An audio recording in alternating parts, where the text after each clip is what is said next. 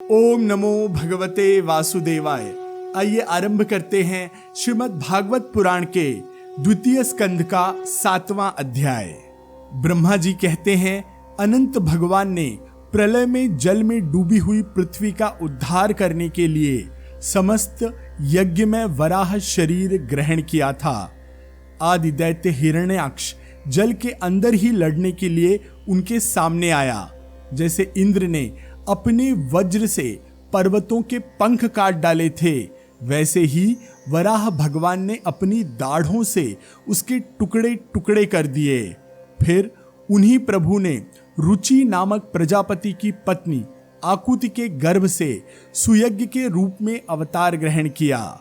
उस अवतार में उन्होंने दक्षिणा नाम की पत्नी से सुयम नाम के देवताओं को उत्पन्न किया और तीनों लोकों में बड़े बड़े संकट हर लिए। इसी से स्वयंभू मनु ने उन्हें हरि के नाम से पुकारा। नारद कर्दम प्रजापति के घर देवहूति के गर्भ से 9 बहिनों के साथ भगवान ने कपिल के रूप में अवतार ग्रहण किया। उन्होंने अपनी माता को उस आत्मज्ञान का उपदेश दिया जिससे वे इसी जन्म में अपने हृदय के संपूर्ण मल, तीनों गुणों की आसक्ति का सारा कीचड़ धोकर कपिल भगवान के वास्तविक स्वरूप को प्राप्त हो गई। महर्षि अत्रि भगवान को पुत्र रूप में प्राप्त करना चाहते थे। उन पर प्रसन्न होकर भगवान ने उनसे एक दिन कहा कि मैंने अपने आप को तुम्हें दे दिया। इसी से उनके अवतार लेने पर उनका नाम दत्त या फिर दत्तात्रेय पड़ा। उनके चरण कमलों के पराग से अपने शरीर को पवित्र करके राजा यदु और सहस्त्रार्जुन आदि ने योग की, भोग की और मोक्ष की सिद्धियां प्राप्त की। नारद, सृष्टि के प्रारंभ में मैंने विविध लोकों को रचने की इच्छा से तपस्या की। मेरे उस अखंड तप से प्रसन्न होकर उन्होंने तप अर्थ वाले सन नाम से युक्त होकर सनद, सनंदन, सनातन और सनत कुमार के रूप में अवतार ग्रहण किया। इस अवतार में उन्होंने प्रलय के कारण पहले कल्प के भूले हुए आत्मज्ञान का ऋषियों के प्रति यथावत उपदेश किया, जिससे उन लोगों ने तत्काल परम तत्व का अपने हृदय में साक्षात कर लिया। धर्म की पत्नी दक्ष की कन्या मूर्ति के गर्भ से वे नर नारायण के रूप में प्रकट हुए। उनकी तपस्या का प्रभाव उन्हीं के जैसा है। इंद्र की भेजी हुई काम की सेना अप्सराएं उनके सामने जाते ही अपना स्वभाव खो बैठती हैं। वे अपने हाव भाव से उन आत्मस्वरूप भगवान की तपस्या में विघ्न नहीं डाल सकी। नारद, शंकर आदि महानुभाव अपनी रोष भरी दृष्टि से कामदेव को जला देते हैं, परंतु अपने आप को जलाने वाले असह्य क्रोध को वे नहीं जला पाते। वही क्रोध नर नारायण के निर्मल हृदय में प्रवेश करने से पहले ही दर्द के मारे कांप जाता है। फिर भला उनके हृदय में काम का प्रवेश तो कैसे ही हो सकता है। अपने पिता राजा उत्तानपाद के पास बैठे हुए 5 वर्ष के बालक ध्रुव को उनकी सौतेली माता सुरुचि ने अपने वचन बाणों से बेध दिया था। इतनी छोटी अवस्था होने पर भी उस ग्लानि से तपस्या करने के लिए वन में वे चले गए। उनकी प्रार्थना से प्रसन्न होकर भगवान प्रकट हुए और उन्होंने ध्रुव को ध्रुव पद का वरदान दिया। आज भी ध्रुव के ऊपर नीचे प्रदक्षिणा करते हुए दिव्य महर्षिगण उनकी स्तुति करते रहते हैं। कुमार्गामी वेन का ऐश्वर्य और पौरुष ब्राह्मणों के हुंकार रूपी वज्र से जलकर भस्म हो गया। वह नरक में गिरने लगा। ऋषियों की प्रार्थना पर भगवान ने उसके शरीर मंथन से पृथु के रूप में अवतार धारण करके उसे नरकों से उबारा और इस प्रकार पुत्र शब्द को चरितार्थ किया। उसी अवतार में पृथ्वी को गाय बनाकर उन्होंने उससे जगत के लिए समस्त औषधियों का दोहन किया। राजा नाभि की पत्नी सुदेवी के गर्भ से भगवान ने ऋषभ देव के रूप में जन्म लिया। इस अवतार में समस्त आसक्तियों से रहित रहकर अपनी इंद्रियों और मन को अत्यंत शांत करके एवं अपने स्वरूप में स्थित होकर समदर्शी के रूप में उन्होंने जड़ों की भांति योगचर्या का आचरण किया। इस स्थिति को महर्षि लोग परमहंस पद अथवा अवधूत चर्या कहते हैं। इसके बाद स्वयं उन्हीं यज्ञ पुरुष ने मेरे यज्ञ में स्वर्ण के समान कांति वाले हयग्रीव के रूप में अवतार लिया। भगवान का यह विग्रह वेदमय, यज्ञमय और सर्वदेवमय है।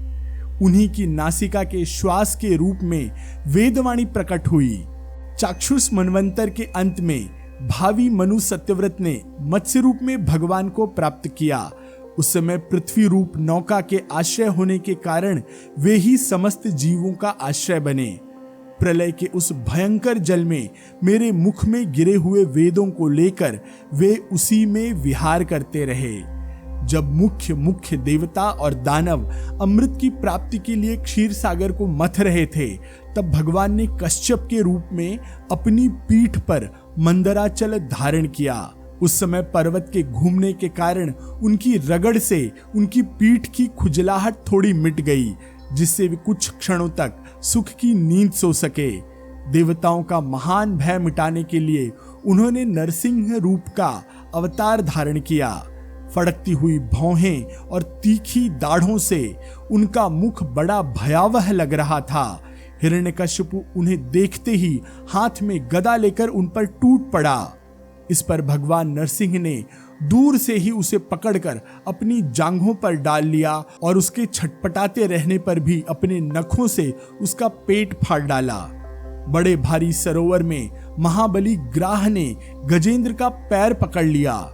जब बहुत थक कर वह घबरा गया, तब उसने सूंड से कमल लेकर भगवान को पुकारा, हे आदि पुरुष, समस्त लोकों के स्वामी, हे श्रवण मात्र से कल्याण करने वाले।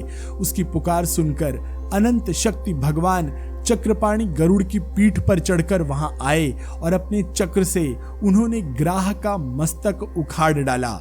इस प्रकार कृपा परवश भगवान ने अपने शरणागत गजेंद्र की सूंड पकड़कर उस विपत्ति से उसका उद्धार किया।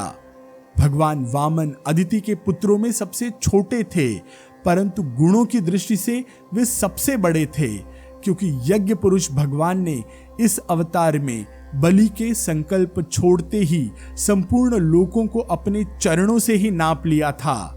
वामन बनकर उन्होंने 3 पग पृथ्वी के बहाने बलि से सारी पृथ्वी ले ली, परंतु इससे यह बात सिद्ध कर दी कि सन्मार्ग पर चलने वाले पुरुषों को याचना के सिवा और किसी उपाय से समर्थ पुरुष भी अपने स्थान से नहीं हटा सकते, ऐश्वर्य से च्युत नहीं कर सकते। दैत्यराज बलि ने अपने सिर पर स्वयं वामन भगवान का चरणामृत धारण किया था। ऐसी स्थिति में उन्हें जो देवताओं के राजा इंद्र की पदवी मिली, इसमें कोई बलि का पुरुषार्थ नहीं था। अपने गुरु शुक्राचार्य के मना करने पर भी वे अपनी प्रतिज्ञा के विपरीत कुछ भी करने को तैयार नहीं हुए। और तो क्या, भगवान का तीसरा पग पूरा करने के लिए उनके चरणों में सिर रखकर उन्होंने अपने आप को भी समर्पित कर दिया।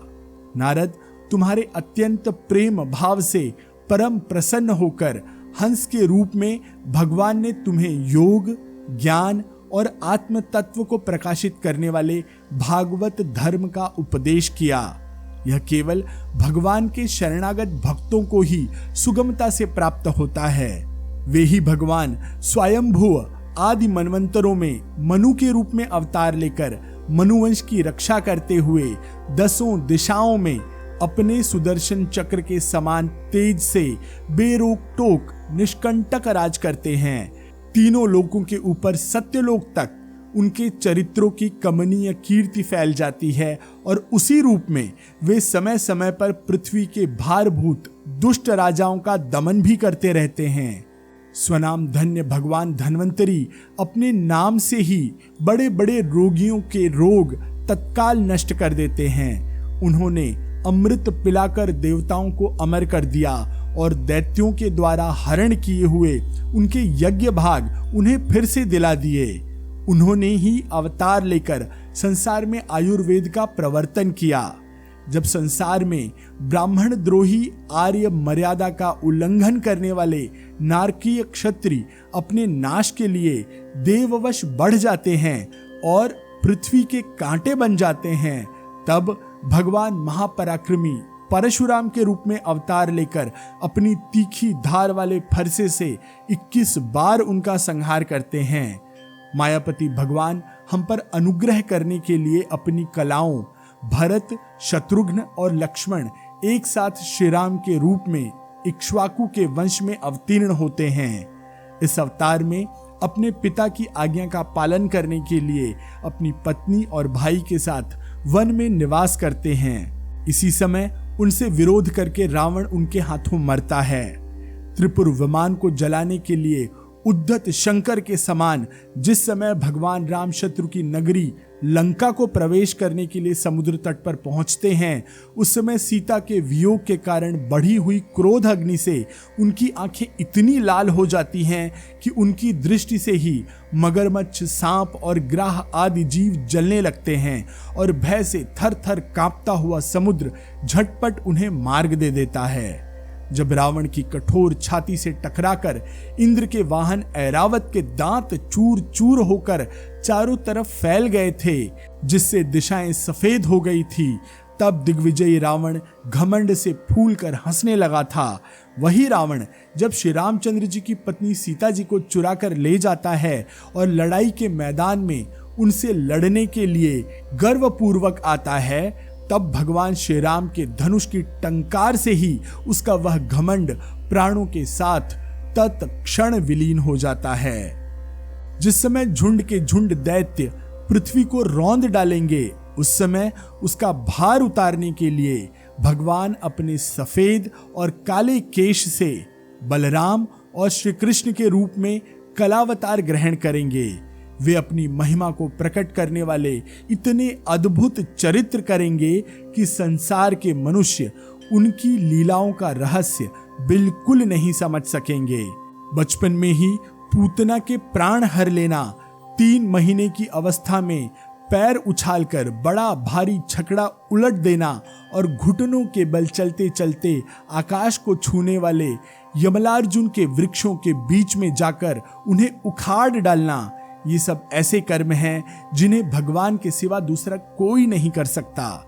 जब कलियनाग के विष से दूषित हुआ यमुना का जल पीकर के बछड़े और गोप बालक मर जाएंगे, तब वे अपनी सुधामयी कृपा दृष्टि की वर्षा से ही उन्हें जीवित कर देंगे और यमुना जल शुद्ध करने के लिए वे उसमें विहार करेंगे तथा विष की शक्ति से जीभ लपलपाते हुए कालियानाग को वहां से निकाल देंगे। उसी रात को जब सारे लोग वहीं यमुना तट पर सो जाएंगे और दावा अग्नि से आसपास का मूंज का वन चारों ओर से जलने लगेगा, तब बलराम जी के साथ वे प्राण संकट में पड़े हुए व्रजवासियों को उनकी आंखें बंद कराकर उस अग्नि से बचा लेंगे। उनकी यह लीला भी अलौकिक होगी। उनकी शक्ति वास्तव में अचिंत्य है। उनकी माता उन्हें बांधने के लिए जो रस्सी लाएंगी, वही उनके उदर में पूरी नहीं पड़ेगी, 2 अंगुल छोटी रह जाएगी तथा जम्भाई लेते समय श्री कृष्ण के मुख में 14 भुवन देखकर पहले तो यशोदा भयभीत हो जाएंगी, परंतु फिर वे संभल जाएंगी। वे नंद बाबा को अजगर के भय से और वरुण के पाश से छुड़ाएंगे। मैं दानव का पुत्र व्योमासुर जब गोप बालों को पहाड़ की गुफाओं में बंद कर देगा, तब वे उन्हें भी वहां से बचा लाएंगे। गोकुल के लोगों को जो दिन भर तो काम धंधों में व्याकुल रहते हैं और रात को अत्यंत थक कर सो जाते हैं, साधनाहीन होने पर भी वे अपने परम धाम ले जाएंगे। निष्पाप नारद जब श्री कृष्ण की सलाह से गोप लोग इंद्र का यज्ञ बंद कर देंगे, तब इंद्र व्रज भूमि का नाश करने के लिए चारों ओर से मूसलाधार वर्षा करने लगेंगे। उससे उनकी तथा उनके पशुओं की रक्षा करने के लिए भगवान कृपा परवश हो 7 वर्ष की अवस्था में ही 7 दिनों तक गोवर्धन पर्वत को एक ही हाथ से छत्र की तरह धारण करके खेल खेल में ही उनकी रक्षा करेंगे। वृंदावन में विहार करते हुए रास करने की इच्छा से वे रात के समय जब चंद्रमा की उज्जवल चांदनी चारों ओर छिटक रही होगी, अपनी बांसुरी पर मधुर संगीत की लंबी तान छेड़ेंगे। उससे प्रेम विवश होकर आई हुई गोपियों को जब कुबेर का सेवक शंखचूड़ हरण करेगा तब वे उसका सिर उतार लेंगे। और भी बहुत से प्रलंबासुर, धेनुकासुर, बकासुर, कैशी, अरिष्टासुर आदि दैत्य, चाडूर आदि पहलवान, कंस, कालयवन, भौमासुर, मिथ्या वासुदेव, कुवलया पीड़ हाथी, शाल्व, द्विविध वानर, बलवल, दंतवक्त्र, राजा नागनिजात आदि, बैल, शांबर, विदुरथ और रुक्मी आदि तथा कंबोज, मत्स्य, कुरु, कैकय और सृंजय आदि देशों के राजा लोग भी, जो भी योद्धा धनुष धारण करके युद्ध के मैदान में उनके सामने आएंगे, वे सब बलराम, भीमसेन और अर्जुन आदि नामों की आड़ में स्वयं भगवान के द्वारा ही मारे जाकर उन्हीं के धाम चले जाएंगे। समय के फेरे से लोगों की समझ कम हो जाती है, आयु भी कम होने लगती है, परंतु उस समय जब भगवान देखते हैं कि अब ये लोग मेरे तत्व को बतलाने वाली वेदवाणी को समझने में असमर्थ होते जा रहे हैं, तब प्रत्येक कल्प में सत्यवती के गर्भ से व्यास के रूप में प्रकट होकर वे वेद रूपी वृक्ष का विभिन्न शाखाओं के रूप में विभाजन कर देते हैं। देवताओं के शत्रु दैत्य लोग भी वेद मार्ग का सहारा लेकर मय दानव के बनाए हुए अदृश्य वेग वाले नगरों में रहकर लोगों का सत्यानाश करने लगेंगे।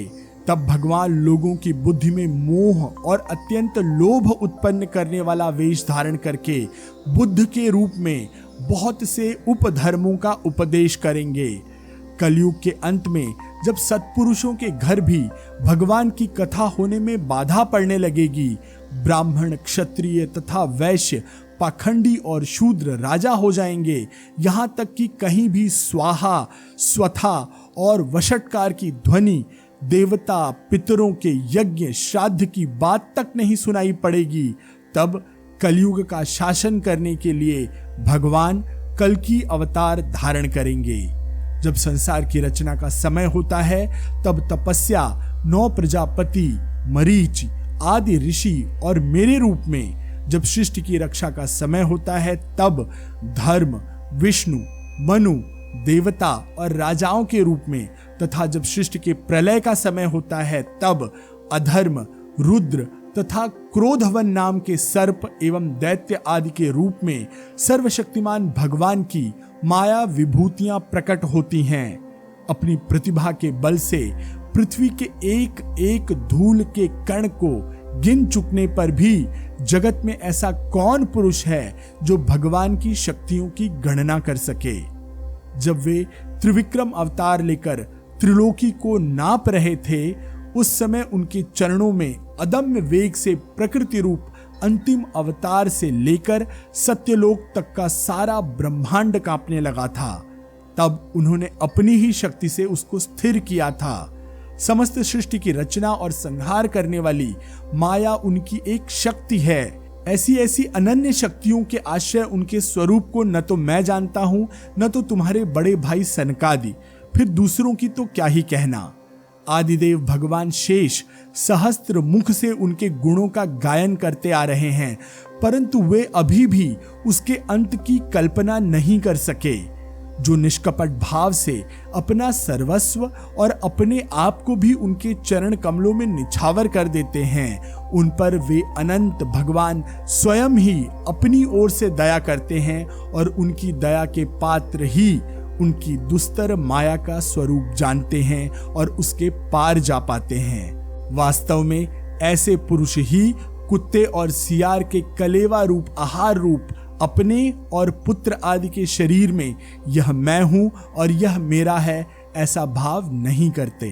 प्यारे नारद, परम पुरुष की उस योग माया को मैं जानता हूं तथा तुम लोग भगवान शंकर, दैत्य कुल भूषण प्रहलाद, शतरूपा, मनु, मनुपुत्र प्रियवत आदि प्राचीन बहिर, ऋभु और ध्रुव भी जानते हैं। इसके सिवा इक्ष्वाकु, पुरुरवा, मुचकुंद, जनक, गाधि, रघु, अम्बरीश, सगर, गय, ययाति आदि तथा मानधाता, अलर्क, शतंधवा, अनु, रंतिदेव, भीष्म, बलि, दिलीप, सौभरी, उतंक, शिबी, देवल, पिप्पलाद, सारस्वत, उद्भव, पराशर, भूरिशेन एवं विभीषण, हनुमान, शुकदेव, अर्जुन, अष्टिर्वेण, आष्टिशेन, विदुर और श्रुतदेव आदि महात्मा भी जानते हैं, जिन्हें भगवान के प्रेमी भक्तों का सा स्वभाव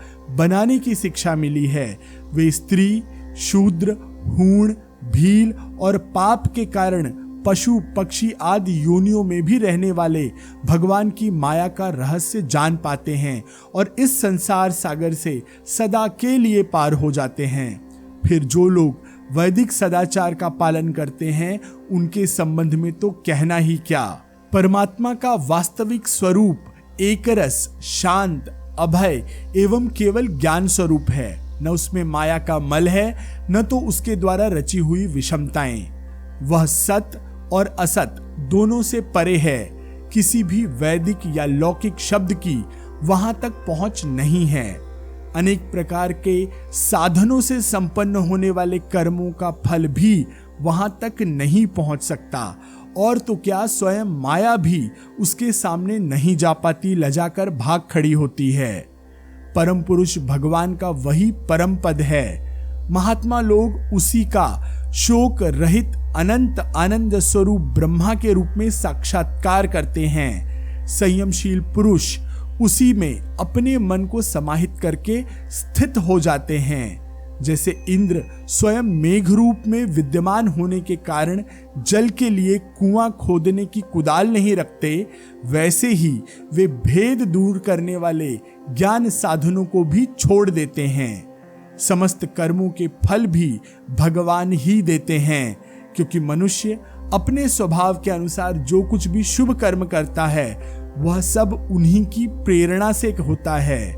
इस शरीर में रहने वाले पंचभूतों के अलग अलग हो जाने पर जब यह शरीर नष्ट हो जाता है, तब भी इसमें रहने वाला अजन्मा पुरुष आकाश के समान नष्ट नहीं होता। पुत्र नारद, संकल्प से विश्व की रचना करने वाले षडैश्वर्य संपन्न श्रीहरि का मैंने तुम्हारे सामने संक्षेप में वर्णन किया है। जो कुछ कार्य, कारण अथवा भाव अभाव है, वह सब भगवान से भिन्न नहीं है। फिर भी भगवान तो इससे पृथक भी हैं। भगवान ने मुझे जो उपदेश किया था, वह यही भागवत है। इसमें भगवान की विभूतियों का संक्षिप्त वर्णन है। तुम इसका विस्तार करो। जिस प्रकार सबके आश्रय और सर्व स्वरूप भगवान श्रीहरि में लोगों की प्रेममयी भक्ति हो, ऐसा निश्चय करके इसका वर्णन करो। जो पुरुष भगवान की अचिंत्य शक्ति माया का वर्णन या दूसरे के द्वारा किए हुए वर्णन का अनुमोदन करते हैं अथवा श्रद्धा के साथ नित्य श्रवण करते हैं, सुनते हैं, उनका चित्त माया से कभी भी मोहित नहीं होता। इसी के साथ आज का यह अंक यहीं पर समाप्त होता है। शेष कथा अगले अंक में। मैं आशीष पी मिश्रा आपसे आज्ञा लेता हूं। ओम नमो भगवते वासुदेवाय।